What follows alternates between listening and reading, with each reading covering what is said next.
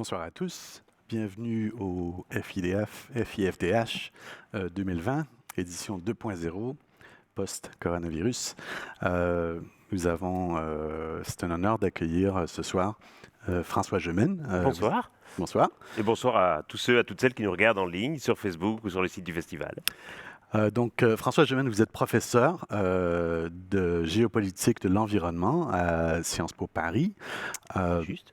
Vos recherches se concentrent sur les migrations liées au changement climatique et aux politiques d'adaptation au changement climatique. Donc, on va y revenir.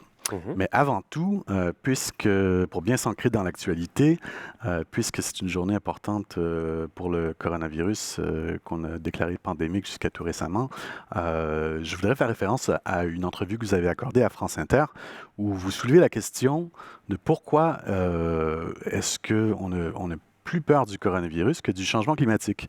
C'est vrai qu'on est très frappé, effectivement, de voir que les mesures qu'on prend pour se prémunir du coronavirus sont très drastiques, très contraignantes. On le voit bien aujourd'hui, nous faisons la conférence sans public, les événements publics sont annulés. En Suisse, les écoles, les universités vont fermer. Et donc, quelque part, nous sommes prêts, pour nous protéger de ce virus, pour nous protéger de cette menace, à prendre des mesures beaucoup plus contraignantes et beaucoup plus drastiques que celles que nous serions prêts à prendre pour nous prémunir du changement climatique. Et donc, je crois que ça doit nous poser la question de demander, au fond, pourquoi est-ce qu'on est prêt à en faire autant, et je ne dis pas qu'on en fait trop, mais on en fait beaucoup, pour nous prémunir du coronavirus, et pourquoi est-ce qu'on n'est pas prêt à faire la même chose pour nous prémunir du changement climatique, malgré les menaces qui y sont associées. Et je crois que la réponse, c'est simplement parce qu'on pense qu'on a chacun et chacune un risque immédiat de contracter le virus, tandis qu'on se dit toujours que le changement climatique, ça sera pour les autres, dans des pays lointains, et que finalement, ça ne nous arrivera pas à nous. Et donc, je pense qu'il y a une certaine forme de proximité et d'immédiateté ressentie avec le virus que nous ne ressentons pas avec le changement climatique. Comme si c'était quelque chose qui allait uniquement se produire dans longtemps, dans des pays lointains. Et je crois que ça doit nous interroger, y compris sur la manière dont nous communiquons au sujet du changement climatique. D'accord. Et on peut se dire peut-être que nous, chercheurs, peut-être au fond qu'on s'est trompé et qu'on a donné des horizons temporels beaucoup trop lointains. Finalement, parler de neutralité carbone d'ici 2050, parler de 2 degrés d'ici 2100, est-ce que vraiment ça parle aux gens? Beaucoup de ceux qui entendent ces objectifs savent qu'ils seront morts d'ici 2100 et donc forcément ça ne leur parle pas beaucoup. Est-ce qu'il y a, par exemple, The Guardian qui récemment a commencé à parler de la crise climatique plutôt que du changement climatique? Est-ce que ça sert à ce genre à rendre le risque immédiat de changer le langage comme ça? Est-ce que le langage est important? Le langage est très important, mais je pense que le Guardian fait une erreur en parlant de crise climatique. Il n'y a pas de crise climatique, il n'y a pas de crise liée au changement climatique. Parce que l'idée de crise, ça sous-entend qu'il y a un retour à la normale possible. La crise sous-entend qu'il y a quelque chose d'éphémère, de temporaire, et puis qu'après, on reviendra à la normale. Il y a une crise du coronavirus, une crise sanitaire, où on va prendre des mesures exceptionnelles, et on va accepter de prendre ces mesures exceptionnelles parce que nous savons qu'elles seront temporaires, qu'elles dureront 3 semaines, 1 mois, le temps que la crise se termine et qu'on puisse revenir à la normale. Avec le changement climatique, il n'y aura pas de retour à la normale. Nous avons enclenché une transformation irrémédiable de la planète et donc il n'y aura pas de retour en arrière. Dire qu'il y a une crise climatique, c'est dire aux gens, voilà, on va prendre certaines mesures temporaires et puis on va revenir à la normale. Les mesures que nous devrons prendre pour lutter contre le changement climatique, ce devront être des mesures permanentes. Et ça, je crois, ça fait une grosse différence. Si nous acceptons des mesures aussi contraignantes contre le coronavirus, c'est parce que nous savons qu'elles ne dureront qu'un temps. Pour le changement climatique, nous sommes beaucoup plus réticents à les accepter parce que nous savons que ce seront des mesures permanentes. Oui, d'accord.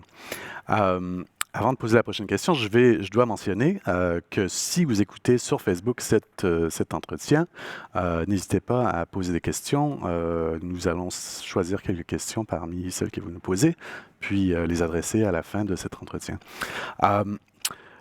Je voulais vous parler Bon, il y a eu un point de presse cet après-midi en Suisse. La ministre suisse Justice et Police, qui est aussi responsable des enjeux migratoires, a déclaré lors du point de presse des mesures fédérales sur le virus que Attendez-moi.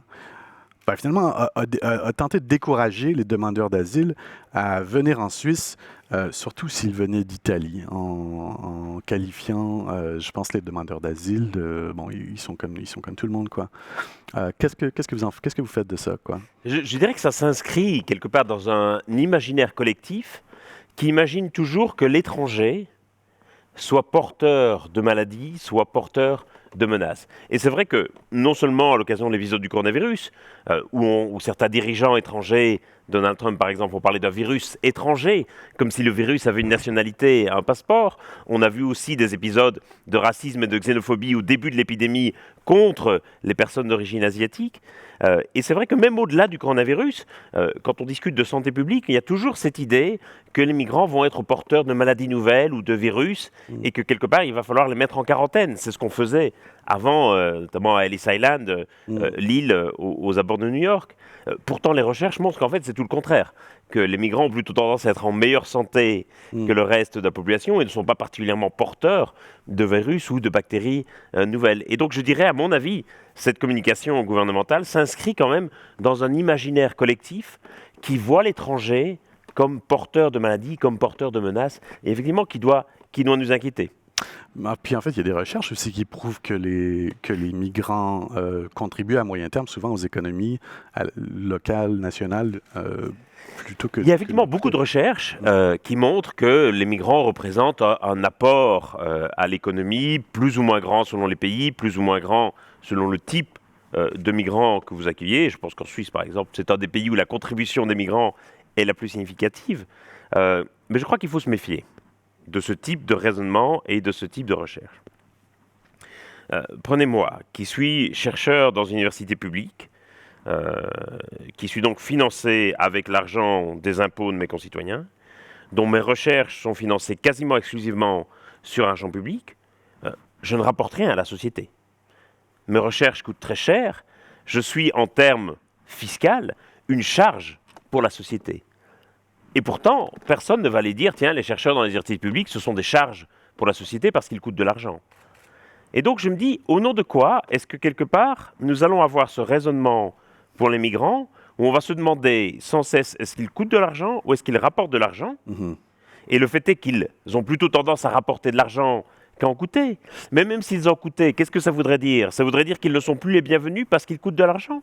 Mais quel genre de société est-ce que ce serait où on dirait que les gens qui rapportent, qui ont une contribution nette aux finances sont les bienvenus et que les autres ne sont pas les bienvenus? Imagine-t-on qu'on puisse avoir ce genre de raisonnement où on se dit, tiens, est-ce que les personnes handicapées coûtent ou rapportent à la société? Est-ce que les personnes âgées coûtent ou rapportent à la société? La réalité, c'est que tous, à un moment donné de notre vie, nous allons coûter à la société et sans doute nous allons rapporter à notre société. Et ce qui fait la solidarité d'une société, c'est que précisément ceux qui rapportent de l'argent à la société financent aussi pour ceux qui coûtent de l'argent à la société. Et c'est ça finalement qui fait un corps social, qui fait société. Et donc, j'ai tendance à me méfier beaucoup de ces études et de ces raisonnements sur l'apport fiscal des migrants, parce que je pense qu'ils nous entraînent sur une pente très glissante. Oui, parce qu'il y a des questions éthiques très importantes. Bon, maintenant, plongeons-nous au cœur de vos recherches. Vous soutenez que nous sommes entrés dans une ère géologique nouvelle de l'histoire de l'humanité qui s'appelle l'Anthropocène. C'est pas moi d'ailleurs qui le dis, ce sont les géologues et une commission de géologues qui s'appelle la Commission internationale de stratigraphie, qui effectivement estime que nous avons désormais quitté l'Holocène, qui est la période géologique dans laquelle nous étions au cours des 15 000 dernières années, pour entrer dans une nouvelle période géologique, l'Anthropocène, c'est-à-dire l'âge des humains. Et ce qui caractérise cette nouvelle période, c'est le fait qu'il est désormais possible d'observer l'empreinte humaine dans les couches sédimentaires de la Terre. En d'autres termes, nous avons tellement transformé la planète sur laquelle nous vivons qu'il est désormais possible d'observer notre marque sur cette planète. Et c'est pour ça que ce n'est pas une crise du changement climatique. L'Anthropocène nous dit que ce n'est pas une crise. On est dans une nouvelle période de l'histoire et que forcément, il n'y aura pas de retour en arrière. Parce que l'histoire ne marche que dans un sens. Donc, vous êtes politologue. Pourquoi est-ce que ça vous intéresse comme politologue, cette question d'Anthropocène? Parce que, au-delà de sa signification géologique, qui est importante, après tout, on ne change pas d'époque géologique tous les jours. Ça reste un événement important dans l'histoire de la Terre et dans ces 4,5 milliards d'années d'histoire, mais je pense qu'il a une signification politique très profonde. Et la signification politique très profonde de l'Anthropocène, c'est qu'on ne peut plus distinguer, comme on le faisait avant, la Terre et le monde. Or, on a toujours, si on y réfléchit bien, distingué la Terre et le monde. La Terre, c'était l'astre céleste sur lequel on habitait, qui était gouverné par les lois des sciences naturelles. Et le monde, c'était l'organisation politique et sociale de la Terre, qui était gouvernée par les lois des sciences sociales. Et d'ailleurs, dans les universités, on étudiait les deux séparément. Sciences naturelles d'un côté, sciences humaines et sociales de l'autre. Et on faisait au fond comme si rien de ce qui se passait dans le monde ne pouvait vraiment avoir une incidence sur la Terre. Si je prends ma discipline d'origine, les relations internationales, voilà une discipline dont le postulat de départ est de dire qu'il est possible de comprendre le monde en analysant l'état des rapports et des relations entre les nations. La réalité aujourd'hui, c'est qu'on ne peut plus comprendre le monde si on ne comprend pas aussi la Terre. Et donc il faut analyser non seulement les rapports entre les nations, mais également les rapports que ces nations vont entretenir avec la Terre elle-même. La Terre et le monde sont une seule entité, et ça, c'est extraordinairement puissant pour la science politique, pour les relations internationales, parce que ça veut dire que toute une série de fondations sur lesquelles l'ordre mondial, et je devrais parler d'ordre global, de fondations sur lesquelles cet ordre repose aujourd'hui, vacillent complètement sur leur base. Qu'est-ce que ça veut encore dire une frontière quand les frontières politiques sont en train de bouger profondément à cause des changements de la Terre? Qu'est-ce que ça veut encore dire la souveraineté nationale quand votre territoire est grignoté par la hausse du niveau de la mer? Qu'est-ce que ça veut encore dire l'État quand, comme c'est le cas pour certaines petites îles, vous risquez de perdre carrément tout votre territoire à cause de la hausse du niveau des mers? On se rend bien compte que tout ça est en train d'être remis en cause et que quelque part, il faut redéfinir complètement un nouvel ordre global. Nous vivons encore sur un modèle qu'on qualifierait de westphalien, c'est-à-dire qui est inventé au XVIIe siècle, au moment où on fait la paix de Westphalie en Europe pour ramener la paix dans le continent, et où on va poser comme pierre angulaire des relations internationales le concept de souveraineté nationale.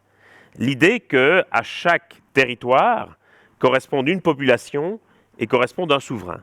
En quelque sorte, qu'il y ait une forme de juxtaposition, de coïncidence entre les frontières géographiques du territoire, avec les frontières démographiques de la population et les frontières politiques de la souveraineté. Et on se rend compte aujourd'hui que cette juxtaposition, elle ne tient plus. Que cette coïncidence ne tient plus, et donc ça crée toute une série de peurs et d'insécurité, et ça nous impose à quelque part tout redéfinir. C'est le message de l'Anthropocène pour la science politique. Mais donc elles ne tiennent plus, ces relations, en grande partie à cause du changement climatique. Est-ce que c'est l'ultime nexus entre Terre et humanité? D'une certaine manière, oui. Il y a d'autres raisons qui font que cette coïncidence ne tient plus. Les migrations en sont une. Vous avez un territoire qui va accueillir plusieurs populations, une même population qui va être dispersée sur plusieurs territoires. Vous avez évidemment la mondialisation qui va transformer les frontières de la souveraineté. Et puis, vous avez peut-être surtout le changement climatique qui vraiment va faire vaciller la base et qui, en quelque sorte, est quelque part le test ultime de notre relation à la Terre. Et comment est-ce que... Parlez-nous-en. Qu'est-ce que le changement climatique a comme impact? Comment est-ce qu'il change notre relation à la Terre? Parce que je dirais que toute une série aujourd'hui des grands problèmes qui traversent le monde, toute une série des grands enjeux du XXIe siècle sur lesquels nos gouvernements se penchent, qui sont discutés dans les conférences internationales, les migrations, la santé, le développement, le commerce, la paix et la sécurité, tout ça, tous ces enjeux vont être vraiment transformés en profondeur par le changement climatique. En d'autres termes, vont être transformés en profondeur par la Terre, par la température, par les précipitations, par l'atmosphère. Et donc, ça nous force quelque part à faire entrer le climat en démocratie, à faire entrer le climat dans les relations internationales. D'accord. Puis, l'une des facettes des relations internationales qui vous intéresse particulièrement, ce sont les flux migratoires. Donc, comment est-ce que les conditions environnementales... Bon, premièrement, est-ce que les conditions environnementales n'ont-elles pas toujours entraîné des flux migratoires? Absolument toujours. À travers l'histoire de l'humanité, la distribution de la population à la surface de la planète s'est toujours organisée en fonction des conditions environnementales. À l'époque préhistorique, l'Europe a été colonisée parce qu'elle jouissait d'un climat tempéré et de ressources naturelles abondantes. Les gens se sont établis sur les côtes et dans les deltas parce que les sols y étaient plus fertiles et les communications plus faciles. Et puis, il y a eu toute une série d'événements de dégradation de l'environnement qui ont fait que les gens doivent quitter leur habitat, doivent quitter leur terre. Certaines de ces migrations sont très célèbres. L'évacuation de Lisbonne après le tremblement de terre de 1755, la migration des paysans du Dust Bowl aux États-Unis au milieu des années 30, où des dizaines de milliers de personnes, de paysans de l'Oklahoma, de l'Arkansas et du Texas, ont dû migrer vers la Californie dans des conditions abominables. Et c'est d'ailleurs à la suite de cette migration que la Californie est devenue l'État le plus peuplé et le plus riche des États-Unis. Et donc toute une série de migrations qui ont été fondamentales, qui ont été vraiment fondatrices dans l'histoire de l'humanité, en réalité étaient des migrations liées à l'environnement. Mais quand on a conçu pourtant nos politiques d'immigration et le droit des réfugiés au sortir de la Seconde Guerre mondiale, on a en quelque sorte considéré qu'il n'y avait plus que deux catégories de migration et qu'il était possible de ranger les gens dans une catégorie en fonction du motif de leur migration. On a mis d'un côté les réfugiés politiques qui fouillaient leur pays à la suite de persécutions et de violences et qui devaient être protégés par un régime spécial international, le droit d'asile formalisé dans la Convention de Genève de 1951. Et puis de l'autre côté, on a dit qu'il y avait les migrants économiques qui quittaient leur pays à la recherche d'un meilleur salaire, d'une meilleure vie. Et eux, on a sous-entendu, on a estimé qu'ils partaient de leur plein gré et que c'était à l'État de destination de décider dans quelles conditions ils voulaient les accueillir. Et quelque part, aujourd'hui encore, nous fonctionnons avec ces deux catégories.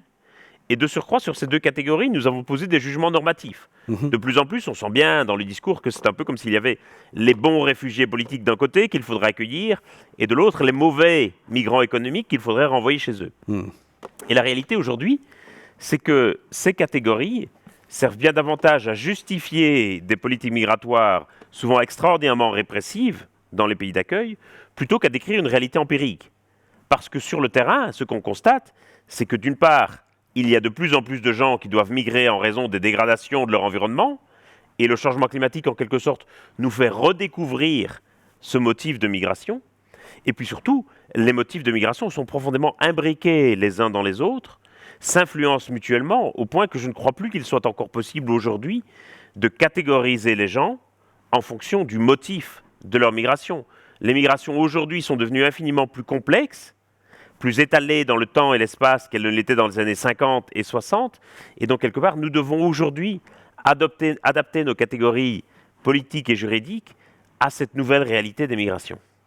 Donc, le système migratoire est mésadapté, le système migratoire actuel est mésadapté à ce qu'on appelle les réfugiés climatiques. Complètement. J'ai presque envie de dire que nos cadres de pensée aujourd'hui sur les migrations sont encore holocéniques, alors qu'ils devraient devenir anthropocéniques. Ah ben voilà, ouais. Mais ils sont mésadaptés, donc du point de vue des textes, puis aussi du point de vue, vous parlez de la stratification, si vous voulez, des migrations. Donc, quelqu'un peut être un migrant peut-être économique pour commencer, puis ensuite tomber sous les conventions de Genève, devenir... Donnez-nous un exemple, par exemple. Absolument. Si on prend, par exemple, des migrations qui proviennent d'Afrique de l'Ouest et qui sont aujourd'hui un grand sujet d'attention pour les gouvernements européens et certains continuent à arriver en traversant la Méditerranée. Ce qu'on voit dans les recherches qu'on mène dans plusieurs pays, au Bénin ou au Sénégal notamment, c'est que très souvent, les familles qui habitent en milieu rural vont envoyer un de leurs fils en ville pour qu'il trouve un revenu complémentaire. Pourquoi ? Simplement parce qu'en Afrique de l'Ouest, environ la moitié des familles dépendent directement de l'agriculture de subsistance comme première source de revenus. Et l'agriculture de subsistance, c'est un type d'agriculture qui est extraordinairement vulnérable à toute variation de la température ou de la pluviométrie. Et donc ça veut dire que s'il fait un peu plus chaud que d'habitude, ou s'il pleut un peu moins que d'habitude, les familles n'ont plus aucune source de revenus, perdent leur source de revenus, et donc sont contraintes d'envoyer un de leurs enfants, souvent un de leurs fils, en ville dans l'espoir qu'ils trouvent un autre boulot et qu'ils puissent leur envoyer un revenu additionnel. Mais aujourd'hui, les mégapoles africaines ont beaucoup de mal à absorber cet afflux de migrants venus des campagnes. Et c'est là où beaucoup de passeurs et de trafiquants, évidemment, vont quelque part voir l'occasion d'un business et vont quelque part aller voir ces jeunes hommes qui sont soumis à une pression intense de la part de leur famille et vont leur dire « Si tu veux, viens travailler pour moi, je te donnerai un revenu que tu pourras envoyer à ta famille. Et c'est comme ça que de proche en proche, ils se retrouvent pris dans un engrenage, de plus en plus endettés vis-à-vis de leurs passeurs, de leurs trafiquants, qui vont les emmener de proche en proche, qui au Niger, qui au Mali, pour parfois arriver finalement en Libye. Et la Libye, traditionnellement, dans l'esprit des migrants africains, c'était une sorte d'Eldorado. C'était un pays où l'économie du pétrole était florissante, où on pouvait gagner de l'argent facilement. Et aujourd'hui, malheureusement, la Libye est devenue presque un camp de concentration à ciel ouvert pour les migrants, où ils vont subir des violences, des tortures. Certains vont être même vendus comme esclaves sur des marchés de Tripoli. Et donc, certains ne vont pas avoir d'autre choix que d'embarquer sur des bateaux et de tenter la traversée vers l'Europe parce que c'est leur seule porte de sortie. Ils vont préférer risquer leur vie en Méditerranée plutôt que de la perdre en Libye.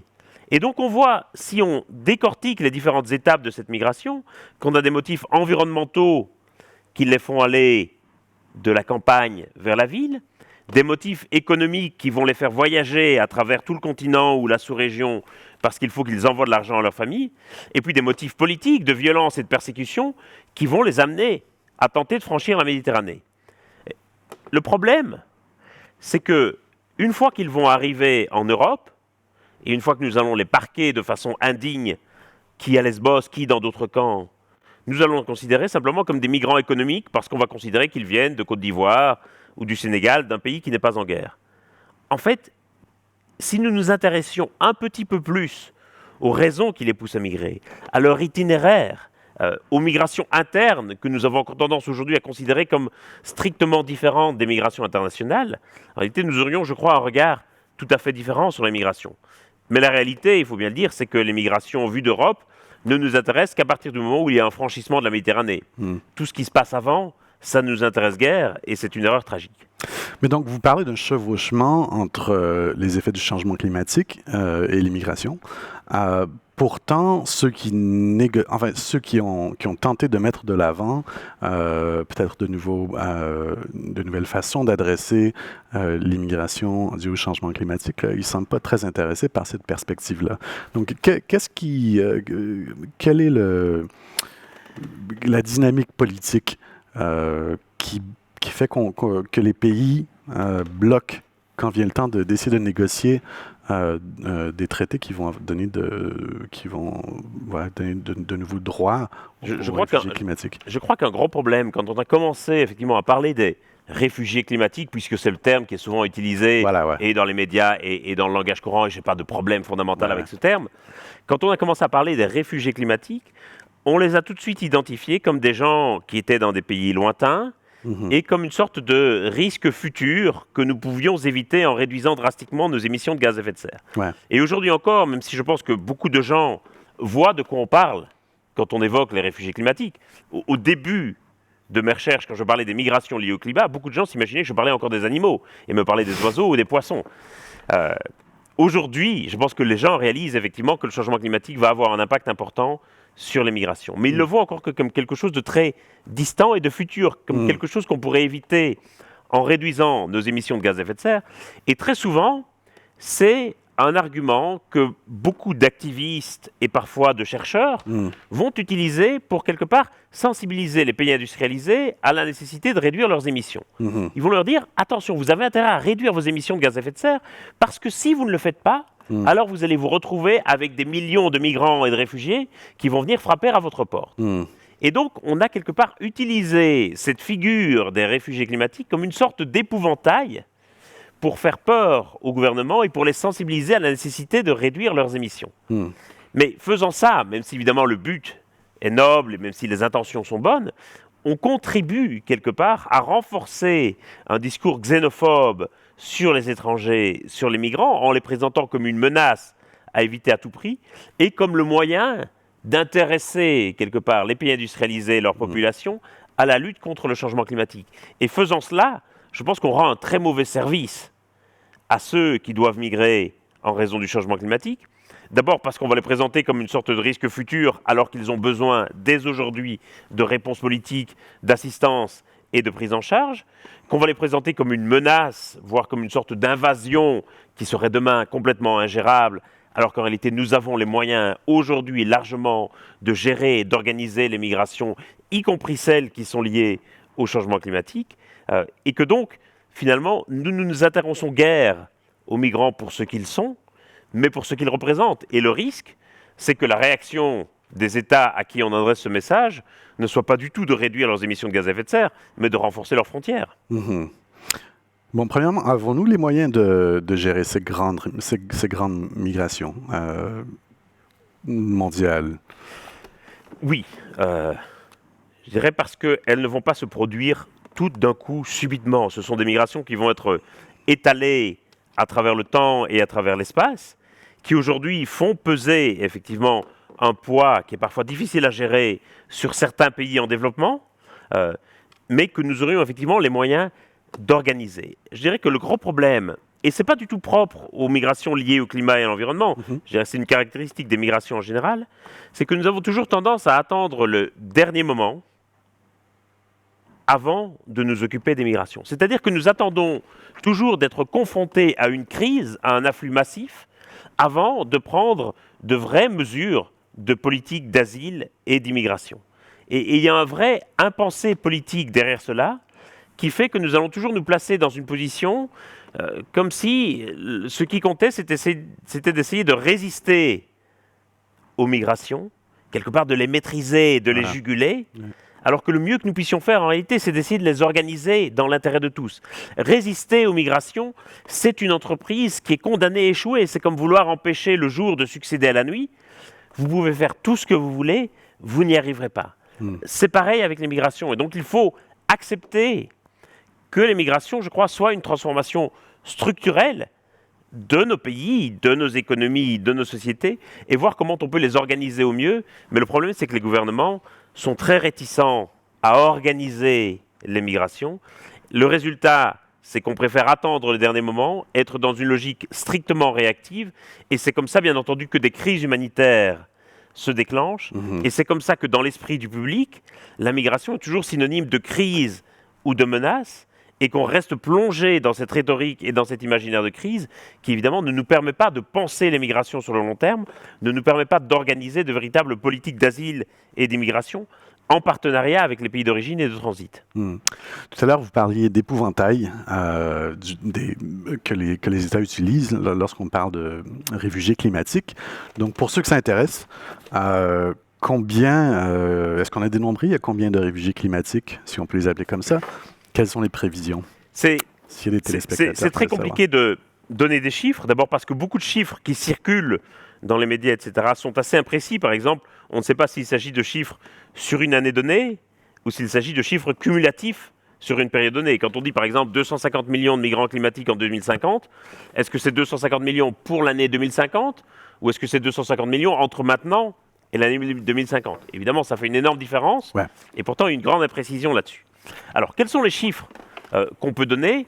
Il y a un institut basé à Genève, précisément, l'Internal Displacement Monitoring Center, l'IDMC, qui, depuis 2008, compile chaque année les données des déplacements liés aux catastrophes.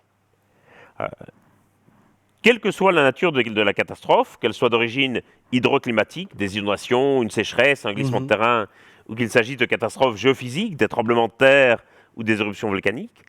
Et donc, ce qu'on peut dire, c'est qu'il y a chaque année environ 20 millions de personnes qui sont déplacées en raison de catastrophes. Ça veut dire qu'il y a chaque année entre 2 et 3 fois plus de personnes qui sont déplacées par des catastrophes que de personnes qui sont déplacées par des guerres, des conflits et des violences. C'est déjà un chiffre qui devrait nous interpeller en soi. La toute grande majorité de ces catastrophes, environ 90%, 90% pour les Français qui nous regardent, sont liées à des catastrophes d'origine hydroclimatique, c'est-à-dire des catastrophes qui vont être exacerbées, accentuées par les effets du changement climatique. Et même si les chiffres de 2019 ne sont pas encore disponibles, je peux déjà vous dire que ce sont des chiffres qui vont battre tous les records, notamment en raison de très nombreuses catastrophes qui ont marqué l'année 2019. Donc ça, ce sont les chiffres qu'on peut donner pour les personnes déplacées par des catastrophes. Et à ce chiffre vont s'ajouter les personnes qui sont déplacées par des dégradations plus lentes de leur environnement, par la dégradation des sols, par la baisse des précipitations, par la hausse du niveau des mers, bien entendu. Et par les tremblements de terre. Non, les tremblements de terre sont comptés dans les catastrophes. Ce sont des catastrophes brutales. Mais donc, Aux catastrophes s'ajoutent les personnes qui sont déplacées par des changements plus lents. Et là, on va avoir des migrations qui sont beaucoup plus souvent étalées dans le temps et l'espace, qui ne vont pas mobiliser une réponse des ONG ou des agences humanitaires, et donc qui sont très, très difficiles à compter. C'est vraisemblablement plusieurs millions supplémentaires, mais là, on n'a absolument pas de chiffres, y compris parce que beaucoup de ces migrations ont lieu sur de courtes distances, à l'intérieur des frontières d'un pays, et donc échappent à tout comptage statistique. Pour ce qui est des prévisions, en réalité, ça va très largement dépendre des politiques que nous allons mettre en place aujourd'hui. Est-ce qu'on va retrouver le chemin des objectifs de l'accord de Paris, ou est-ce qu'on va, comme c'est le cas aujourd'hui, continuer à se diriger vers une hausse de 4 degrés, voire plus, de la température d'ici la fin du siècle? Qu'est-ce qu'on va mettre en place comme mesure d'adaptation? Quelles sont les populations qu'on va protéger? Quelles sont les populations qu'on va choisir de relocaliser? L'an dernier, le gouvernement indonésien a pris la décision, que j'imagine longuement mûrie, mais aussi douloureuse, de déplacer sa capitale Jakarta de l'île de Java vers l'île de Bornéo. Ça va être évidemment un déplacement massif de population organisé. Et puis évidemment, il y a aussi ce qu'on va faire en termes de politique migratoire. Est-ce qu'on va chercher à maintenir coûte que coûte les gens chez eux? Et pour le moment, la priorité de quasi toutes les politiques d'asile et d'immigration, c'est d'essayer de fixer les gens sur leur territoire. Mais ça veut dire que si on fixe les gens sur leur territoire, si on les rend immobiles, ça veut dire qu'on les rend aussi très vulnérables aux impacts du changement climatique. Parce que ça veut dire qu'ils vont devoir les affronter de plein fouet en quelque sorte. Et une politique d'adaptation, ça pourrait être justement de permettre la migration et de la faciliter. Est-ce qu'on va essayer de l'empêcher ou de la faciliter? Là encore, le nombre de personnes déplacées à l'avenir va dépendre énormément de ce qu'on va faire aujourd'hui. Je pense que ce serait une erreur d'imaginer qu'on va pouvoir, en analysant et en modélisant les impacts futurs du changement climatique, qu'on va savoir combien de personnes seront déplacées dans le futur. Ça va dépendre bien plus largement de ce que nous faisons aujourd'hui politiquement que de la manière dont le climat va réagir. On a parlé des migrations, des migrants qui croisent les frontières, mais il y a aussi les migrations internes, quoi. Qui sont beaucoup plus nombreuses que les migrations internationales et auxquelles on ne s'intéresse pas du tout. Voilà. Puis, étant reporter aux États-Unis, il y a de plus en plus d'universitaires qui parlent de managed retreat, donc comment est-ce qu'on dit en français, une planification stratégique de retrait des zones côtières ou autres. Quel est votre avis sur cette question? Est-ce que c'est propre aux États-Unis? Est-ce que c'est un discours qui est international? C'est un discours qui est vraiment international. D'accord. Je dirais qu'il y a évidemment une très grande vulnérabilité de certaines zones côtières aux quoi États-Unis. Il s'agit? Si on peut expliquer aux téléspectateurs de quoi il s'agit comme discours. Et donc, aujourd'hui, il y a énormément de gens qui habitent le long des côtes et dans les deltas. Il y a énormément d'infrastructures, énormément de bâtiments, de logements, d'aéroports, de stades de football qui sont construits directement en bord de côte. Et le nombre de personnes qui habitent en bord de côte continue d'augmenter d'ailleurs année après année. Or, on sait que le niveau des mers va monter.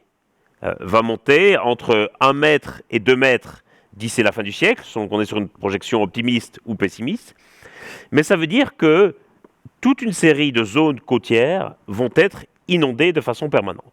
Et que donc, pour parer à cela, il va falloir opérer des opérations de retrait côtier, c'est-à-dire ramener à l'intérieur des terres une série de bâtiments et de populations qui se trouvent aujourd'hui en zone côtière. C'est en quelque sorte ce que le gouvernement indonésien a décidé de faire avec Jakarta, qui est situé au bord de la mer et qui, on le sait, est inondé très régulièrement, encore à la fin de l'année dernière, et qui risque de l'être de façon permanente avec le changement climatique. Et donc aujourd'hui, de plus en plus de gouvernements sont en train d'envisager la manière dont ils vont pouvoir déplacer certaines de leurs populations à l'intérieur des terres, de manière à les mettre à l'abri et de manière à ce qu'elles ne soient pas inondées.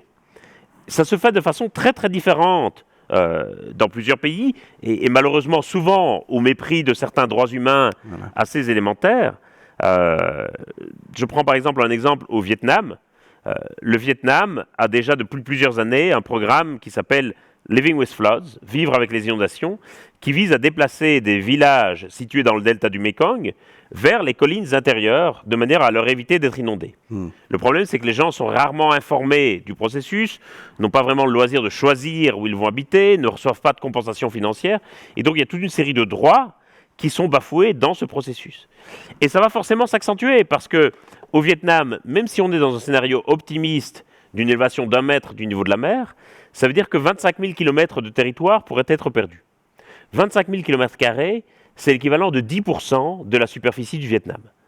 On est donc là face à un pays qui pourrait perdre jusqu'à 10% de sa superficie et qui est organisé le long d'une côte. Le Vietnam, géographiquement parlant, c'est avant tout une très longue côte et vraisemblablement, il ne sera pas possible au gouvernement vietnamien d'ériger une immense digue sur toute la surface de sa côte. Et donc, il va falloir choisir entre les zones qu'on va protéger et les zones qu'on va abandonner. Et donc, entre les populations qu'on va maintenir en place et les populations qu'on va déplacer. Ça sera un choix extraordinairement difficile, qui pour le moment n'est pas véritablement encadré par des lignes directrices ou par du droit international. Et donc, ce type de processus est évidemment sujet à énormément d'abus en matière de droits humains. Voilà. Je pense que là, il y a véritablement une mesure que la communauté internationale devrait prendre et devrait se saisir de cette question, parce que là, il y a des violations patentes des droits humains présentes et surtout à venir. Parce qu'il va y avoir des facteurs socio-économiques, quoi. On va pas nécessairement toujours privilégier les bidonvilles. Ou si on parle de retrait stratégique, on prend aussi pour acquis que ce sont de bonnes démocraties qui vont établir de bonnes stratégies, mais dans des régimes autoritaires, est-ce que les retraites stratégiques vont bénéficier à tous? Et même dans des démocraties, oui, même dans des démocraties, ce sont rarement les populations les plus pauvres ou les plus marginalisées qui sont prioritaires dans les programmes d'adaptation. Et c'est vraiment un des points qui va recevoir beaucoup d'attention dans le prochain rapport du GIEC sur lequel nous travaillons en ce moment. Ça sera non seulement l'impact du changement climatique lui-même sur les inégalités et les populations les plus pauvres, mais également l'impact des réponses au changement climatique sur les inégalités et la pauvreté. Et on constate que, en quelque sorte, les pauvres et les plus marginalisés, qui sont aussi les plus vulnérables aux effets du changement climatique, sont quelque part doublement pénalisés, à la fois parce qu'ils sont plus vulnérables aux effets du changement climatique, mais aussi parce qu'ils auront moins accès à des logements ou à des transports décarbonés, et qu'ils seront rarement prioritaires dans les stratégies d'adaptation, et notamment dans les stratégies de retrait côtier. Regardons les incendies en Californie qui ont eu lieu l'an dernier. On a vu déjà que les familles les plus riches pouvaient faire appel à des compagnies de pompiers privés pour se protéger, pour protéger leurs habitations. Et donc on voit très bien comment les réponses au changement climatique, y compris en situation d'urgence, peuvent créer et renforcer les inégalités. Autre exemple, au moment de l'ouragan Katrina qui a dévasté la Nouvelle-Orléans, il y a maintenant plus de 15 ans de cela, on a bien vu que les 60 000 personnes qui étaient restées bloquées dans la ville inondée et qui ont vécu un calvaire pendant 4 jours et 4 nuits, elles appartenaient aux segments les plus défavorisés de la population. Elles étaient souvent plus pauvres, elles étaient souvent noires, elles avaient souvent moins accès à l'information, elles étaient en moins bonne santé, et ce sont des populations qui ont été quelque part abandonnées, oubliées dans les plans d'évacuation. Et donc on voit bien que même dans les pays industrialisés, il y a un impact très fort sur les inégalités économiques et sociales liées aux réponses au changement climatique.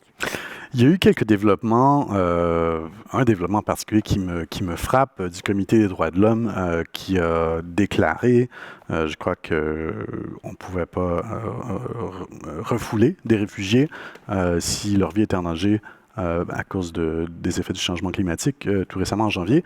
Qu'est-ce qui se passe au niveau des Nations Unies, par exemple? Est-ce qu'il y a des développements qui vont donner de nouveaux droits dans les années à venir aux réfugiés climatiques? C'est compliqué. J'ai envie de dire que paradoxalement, le développement le plus significatif, il se passe en dehors des Nations Unies. D'accord. C'est la plateforme sur les déplacements liés aux catastrophes, en anglais Platform on Disaster Displacement, PDD, qui est une petite organisation internationale qui était montée en 2016 à la suite d'un processus intergouvernemental, mais hors des Nations Unies, qui s'appelait l'initiative Nansen, et qui était menée à la fois par les gouvernements suisses et norvégiens, et qui a visé à construire une sorte d'agenda de protection, en quelque sorte un document qui précise comment renforcer les droits des personnes déplacées par des dégradations de leur environnement. Et ce document a été approuvé par 110 gouvernements à Genève. Beaucoup de choses se passent à Genève au mois d'octobre 2015. Et en quelque sorte, la plateforme on Disaster Displacement a été créée pour superviser la mise en œuvre et l'application de ces droits pour les déplacés. Pourquoi est-ce qu'il a fallu quelque part contourner les Nations Unies? Parce qu'il y a encore aujourd'hui énormément de blocages aux Nations Unies sur cette question.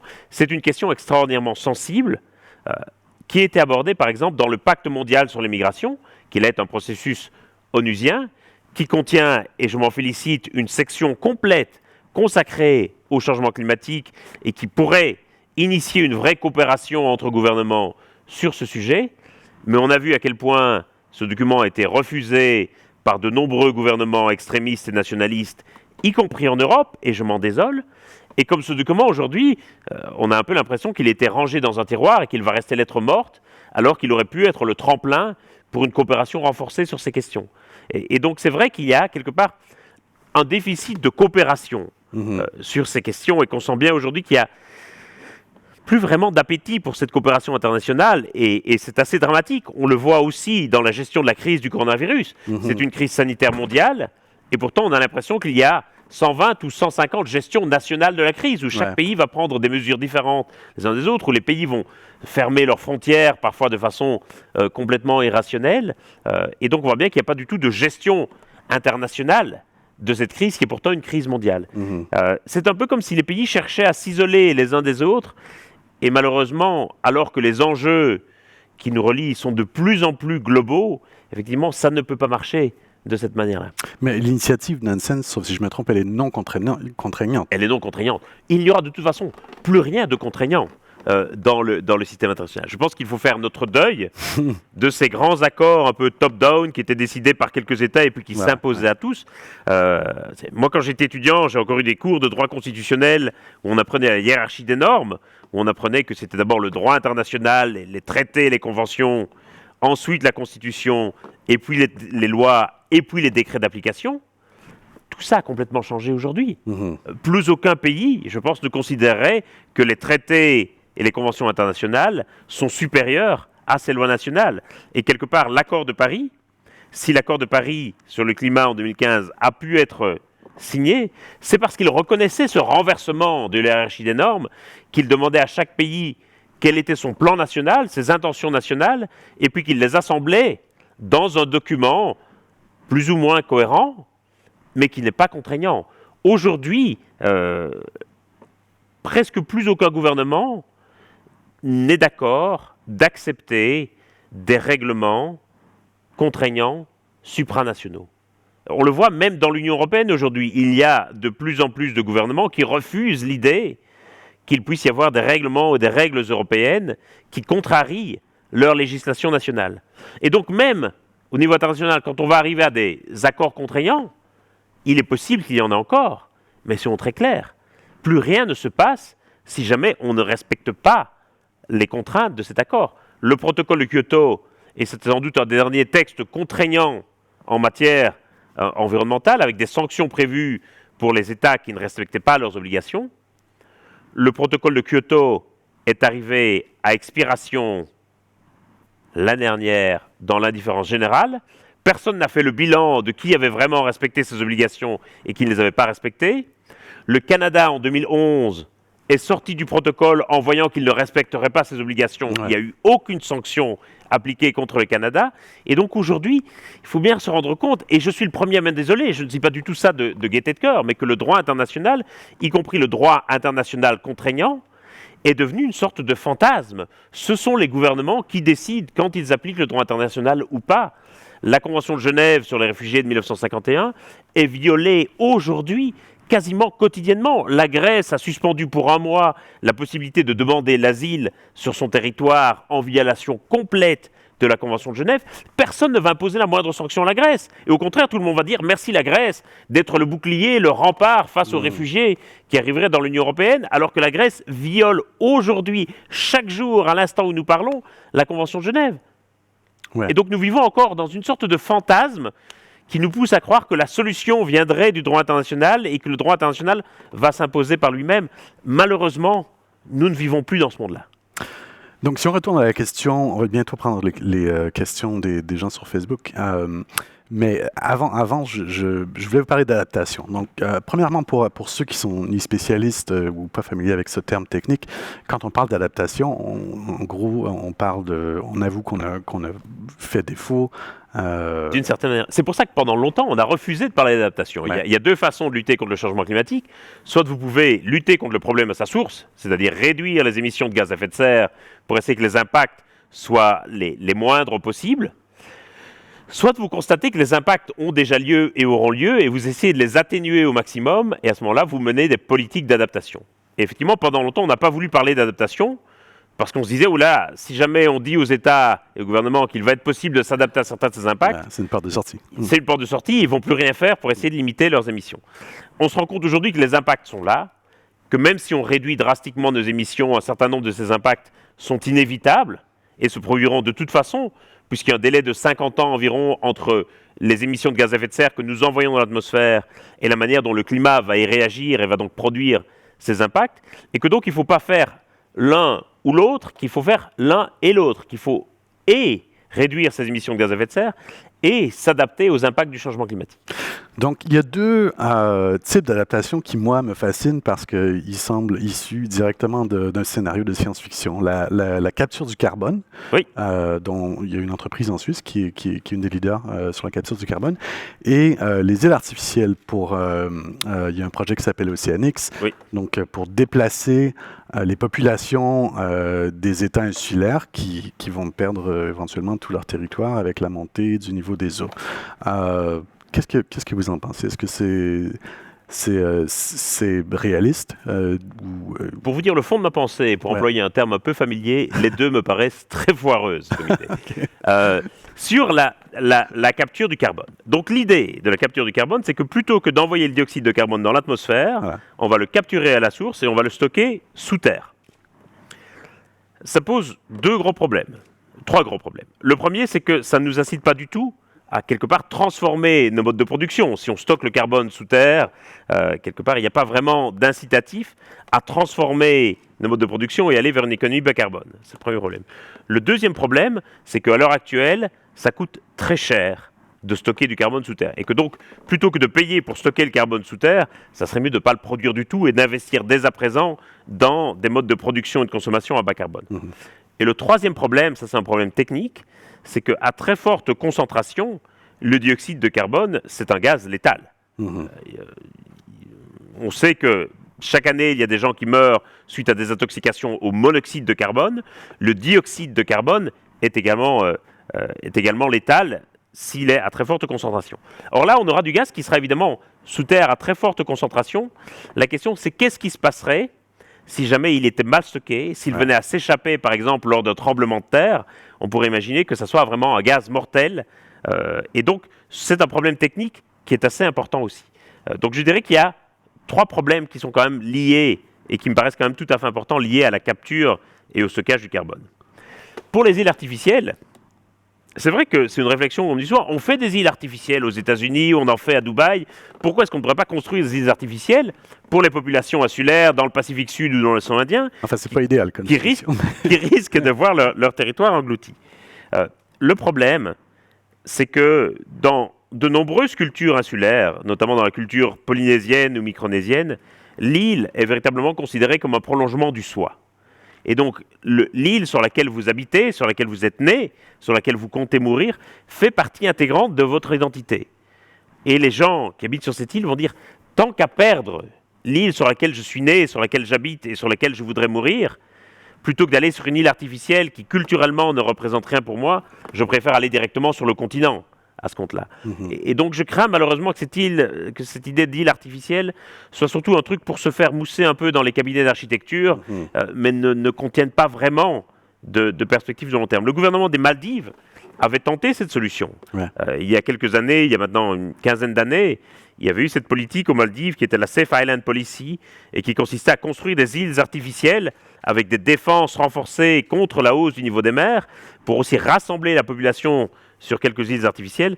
ça n'a jamais vraiment fonctionné parce que les gens ne voulaient pas y aller et ça ne les intéressait pas de quitter leur île. D'accord. On va prendre les questions des auditeurs sur Facebook. Donc voilà, merci. Alors. Je vois qu'il y en a beaucoup. Il y en a beaucoup, ouais. Bon, je vais lire la première, je choisirai ensuite. Donc, très concrètement, quelles sont les mesures autres que l'arrêt des voyages aériens et de la viande, la consommation de viande, que les individus peuvent prendre pour lutter contre le changement climatique? Effectivement, on parle beaucoup du transport aérien ou de la consommation de viande parce que ce sont aujourd'hui des types de consommation qui sont encore réservés aux populations les plus favorisées de la planète. Seuls 15% de la population mondiale ont déjà pris l'avion, par exemple. Et donc, effectivement, on focalise beaucoup d'attention là-dessus. Et je pense que le problème, c'est qu'on oublie parfois que l'empreinte carbone des gens se trouve pas toujours là où ils l'imaginent. Et je le dis singulièrement ici, puisque nous sommes en Suisse, qui est aussi un pays avec une industrie bancaire tout à fait importante, beaucoup de l'empreinte carbone des gens se trouve souvent dans leur épargne. Et beaucoup de produits bancaires, aujourd'hui, reposent sur l'investissement dans les énergies fossiles. Aujourd'hui, nous continuons à investir dans les énergies fossiles, à la fois sous forme de financement privé et public, plus de 6% du PIB mondial. C'est-à-dire que plus de 6% de la richesse produite dans le monde chaque année retourne directement aux industries fossiles. Et on continue à investir, notamment via des produits bancaires, dans ces industries. Et je pense que vraiment un des premiers leviers pour lutter contre le changement climatique, ça va être de réorienter ces investissements. Ça va passer, bien entendu, par les politiques de subsides des États. En France, par exemple, pour 1 euro donné en subvention aux énergies renouvelables, on donne encore 2 euros de subvention aux énergies fossiles. Et donc, ça crée une distorsion du marché qui est véritablement criminelle. Et puis, il faut que les gens prennent conscience aussi de l'empreinte carbone de leur épargne et puissent aussi, quelque part, interroger leur banque et contester le fait que leur épargne, souvent à leur insu, soit utilisée pour financer des projets dans les énergies fossiles. C'est d'ailleurs ce que certains activistes suisses ont tenté de dénoncer avec les projets notamment d'UBS, qui est une banque qui investit encore énormément dans les énergies fossiles. Et donc là, je pense qu'il y a un levier d'action tout à fait important. Ça ne veut pas dire qu'il ne faut rien faire sur l'avion ou sur la viande. Nous avons une consommation excessive aujourd'hui de l'avion et de la viande, et donc il faut parvenir à une consommation plus rationnelle de cela. Mais il ne faut pas oublier aussi certains leviers d'action que nous avons à disposition et dont souvent nous ne sommes pas conscients. D'accord.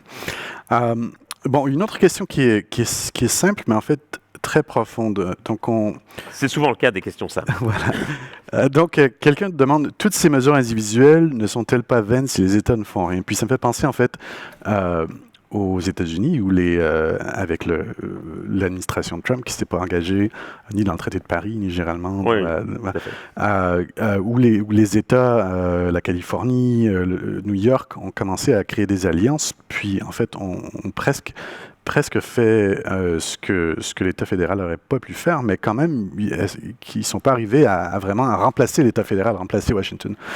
C'est vrai qu'un motif de découragement, je crois, aujourd'hui de beaucoup, est de se dire finalement, qu'est-ce que je peux faire moi? Qu'est-ce que mes actions individuelles vont avoir comme importance si les grandes entreprises et si les gouvernements ne font rien?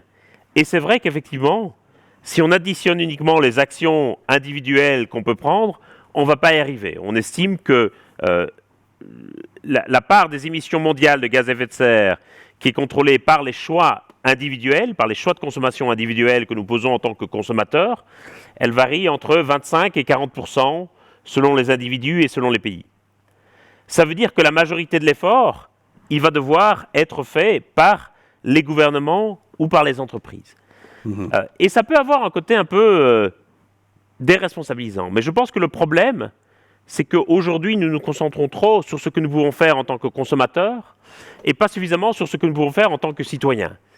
Je suis frappé de voir comme beaucoup, de plus en plus, considèrent qu'ils n'ont plus de prise sur la décision collective, que ce que font les gouvernements ou les entreprises, ils ne peuvent rien faire pour changer cela. Et je pense qu'il est vraiment essentiel que chacun se réapproprie la question climatique et ce qu'il ou elle peut faire, non seulement en tant que consommateur, parce que ce que nous pouvons faire à notre niveau, ça reste une condition qui certes n'est pas suffisante, mais qui reste nécessaire. On ne pourra pas se passer des changements de comportement individuels, mais qu'il faut aussi qu'on se l'approprie comme citoyen et qu'on pèse à nouveau sur les choix collectifs des gouvernements et des entreprises. Un des plus grands releviers d'action contre le changement climatique, ça reste le bulletin de vote. Et je crois qu'il faut absolument que nous reprenions conscience de cela, et c'est pour ça que la lutte contre le changement climatique ne pourra pas être un succès si on ne résout pas aussi la crise de démocratie représentative et l'impression que les gens ont de ne plus être représentés, de ne plus avoir voix au chapitre, de ne plus peser sur les décisions collectives. Il ne faut surtout pas que quelque part le citoyen et le consommateur ne se parlent plus. Il faut au contraire mettre les deux en adéquation. Bon, puisqu'on est en Suisse, quelqu'un a une question sur le trait suisse. Est-ce que le World Economic Forum et le Davos Summit sont devenus les seules plateformes où parler de changement climatique? C'est heureusement pas les seules plateformes, parce que malheureusement, ce n'est pas des plateformes qui permettent véritablement une action. Je pense que ce sont des forums de discussion utiles et nécessaires, mais qui n'ont pas de pouvoir décisionnel. Le forum de Davos ne prend pas de décision contraignante. Mais par contre, je pense qu'il est très significatif de voir que ce sommet annuel de l'économie tient de plus en plus compte de la question climatique. Et année après année, les questions de climat et d'environnement prennent une place de plus en plus importante dans ces forums, et je pense que c'est une excellente nouvelle. Ça prouve quelque part que on réalise que les questions de climat, ce n'est pas juste une question d'environnement. Voilà. C'est une question qui est une question politique, économique et sociale très profonde. Et donc, il faut absolument, oui, que le monde politique s'en saisisse, que ça devienne un sujet de discussion dans les forums économiques, très bien. Il faut que ça devienne un sujet de débat public. Et je dirais que c'est une des grandes victoires et un des grands succès des mobilisations des jeunes, c'est d'avoir fait entrer le climat en démocratie et de l'avoir propulsé, je dirais, sur le devant de la scène des débats publics. Il faut aujourd'hui absolument faire sortir la question du climat du silo environnemental dans lequel elle a longtemps été confinée. Et donc, tant mieux si elle est abordée au Forum de Davos. Je pense que c'est effectivement un moyen de le faire. D'accord. Donc, il nous reste 2 minutes. Une dernière question. On va essayer de revenir sur la question du COVID-19. Donc, l'effondrement sanitaire comme celui-ci semble, à la personne qui pose la question, être une opportunité parfaite pour booster les causes environnementales et celle de la défense des minorités. Quels seraient les moyens, selon vous, d'initier un changement global dès l'affaiblissement du COVID-19? Donc, si je peux me permettre d'interpréter la question, on a vu avec le COVID-19 une baisse des gaz à effet de serre assez subite. Est-ce que c'est l'occasion de réimaginer l'économie, quoi? Tout à fait. Le paradoxe, c'est qu'effectivement, la mesure qui aura sans doute eu le plus gros impact sur les émissions mondiales de gaz à effet de serre, ce n'est pas une mesure qu'on aura décidée pour raisons climatiques, c'est des mesures qu'on aura prises pour des raisons sanitaires, pour se protéger du virus. En réduisant les trajets en avion, en réduisant la production industrielle. On estime par exemple qu'au mois de février, le trafic aérien a baissé de 4,3%, que les émissions de gaz à effet de serre de la Chine ont baissé de 25%. Et donc je m'attends en 2020, même s'il y aura évidemment sans doute après la crise un certain rattrapage qui sera fait, je m'attends néanmoins à ce qu'il y ait une baisse des émissions mondiales de gaz à effet de serre pour la première fois depuis très longtemps. Jusqu'ici, elles continuaient d'augmenter au rythme de 1% chaque année. Et donc, effectivement, il faut pouvoir se poser la question de se dire, tiens, qu'est-ce qu'on va faire à partir de là ? Est-ce qu'on va revenir à la normale comme avant et considérer que cette crise a été un moment tout à fait exceptionnel et passager et que quelque part il va y avoir un rebond des émissions de gaz à effet de serre comme on l'avait vu après la crise économique et financière de 2008-2009?